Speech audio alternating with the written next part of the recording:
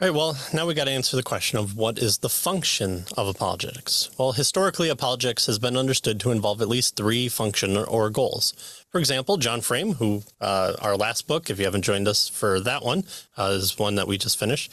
Well, he's outlined three aspects of apologetics, which he calls proof, defense, and offense. And guess what? We covered that in the last book. That's right. Proof involves presenting a rational basis for faith. Defense involves answering the objections of unbelief, and offense means attacking the foolishness, as cited throughout Old Testament and New Testament, of unbelieving thought. And so if you have kind of a understanding of what apologetics is, it probably comes only to kind of maybe one scope of that.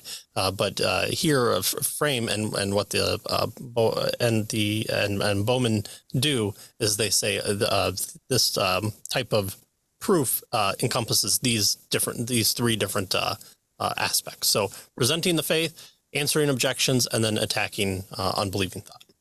Right. So proof, defense, and offense. Right?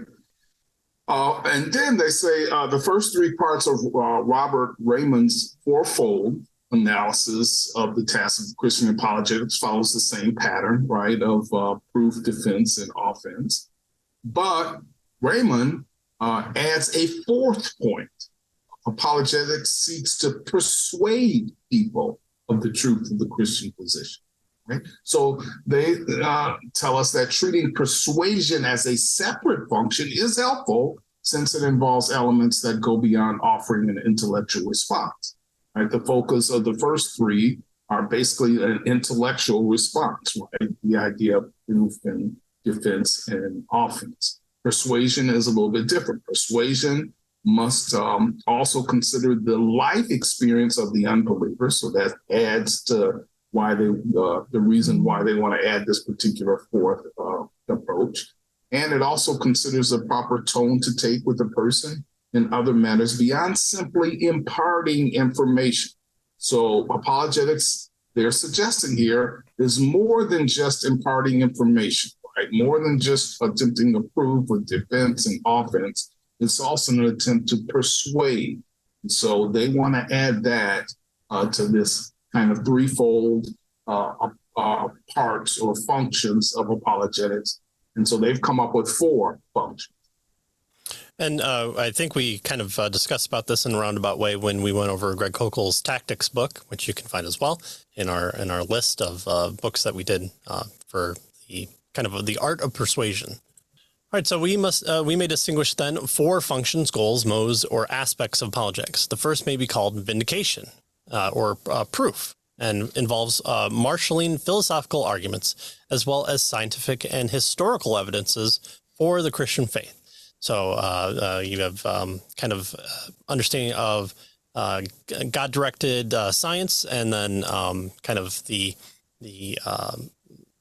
historical aspects that are found in Scripture, and saying that they coincide with kind of known facts that we can point to as well. And so those two are incorporated into also the philosophical or logical arguments as well. Well, the goal of apologetics here is to develop a positive case for Christianity as a belief system that should be accepted. So that's vindication or proof. That's a function of apologetics. Mm-hmm. The attempt to vindicate or prove that Christianity is true. The second function is defense. And so this function is closest to the New Testament and early Christian use of the word apologia, defending Christianity against the plethora of attacks made against it in every generation by critics of varying belief systems. So this function involves clarifying the Christian position in light of misunderstandings and misrepresentations, and answering objections, criticisms, or questions from non-Christians. So we are defending here the Christian faith. This isn't proving it with regard to, vindicating it. Here, this particular function is a defense, right? So it's been attacked and we have to defend it by answering these various objections. To plug another book that we did, What About Evil? And so we talked about the question, what about evil, in Scott Christian's book, What About Evil? So you can find that one as well. And then finally, the third function is, the third one here is that in the refutation of opposing beliefs, or what Frame calls the offense. You take the ball, you've got it turned over to you, and now it's your turn to run the defenses of the different worldviews that you're going up against. It could be atheism, it could be Hinduism, it could be Islam, it could be all sorts of different spiritual aspects. There, you're asking the other side to provide the reasons for they have in believing the worldview that they function in. Well, this function, the offensive function, focuses on answering not specific objections of Christianity, but the arguments non-Christians give in support of their own belief. Most apologists agree that refutation cannot stand alone, since proving a non-Christian religion or philosophy to be false does not prove that Christianity is true. We know this because let's say that you can convince a Muslim that Islam is not true.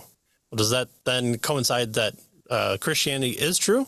Well, no, it could be that Hinduism is true then. And so they could just move on to that belief system.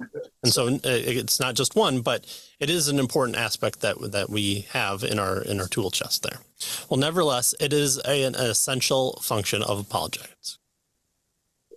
So vindication then, that's the kind of proof, right? Christianity is true because of this, right?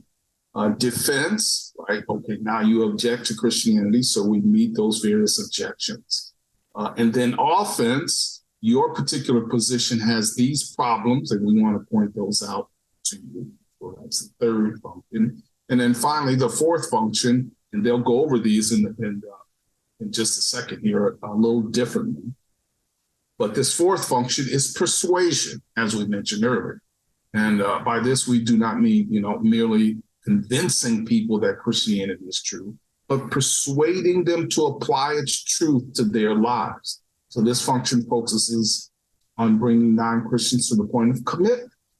The apologist's intent here is not merely to win an intellectual argument, but to persuade people to commit their lives and eternal futures into the trust of the Son of God who died for them. And so they suggested we might also speak of this function as evangelism or witness. So this is the actual probably giving out and attempting to persuade people that the gospel itself is true and they should commit to Jesus Christ. Right. And again, Greg Koukl's Tactics is probably the book that we kind of hit on this one. And actually, the one before this, the offense, I'd probably recommend the one that we went over, which was Mick Stokes' How to Be an Atheist. And I think he did a really good job there of presenting different aspects of what the atheist worldview has presented up and showing, actually, you guys could be a little bit more consistent in your atheism. And so we went over that book as well. So we've covered the gamut on all four of them. Now we're bringing them all together in this book. Look at that. Well, Jason Lyle's book also that we've covered, where he attempts to defend various contradictions, especially in the scriptures. Keeping Faith in the Age of Reason, right? There you go. Yeah. So that one we've covered as well. Right. So yeah, we've gone through all of these various four aspects or functions of the apologetic approaches. Yeah. And of course, all these are going to be linked below in the description, or you can just go to caveofthecross.com, go to the middle of the page, click on any of the books that we have. They're all right there in the middle. They're all set up to take you to the full playlist of everything that we have on the website as well.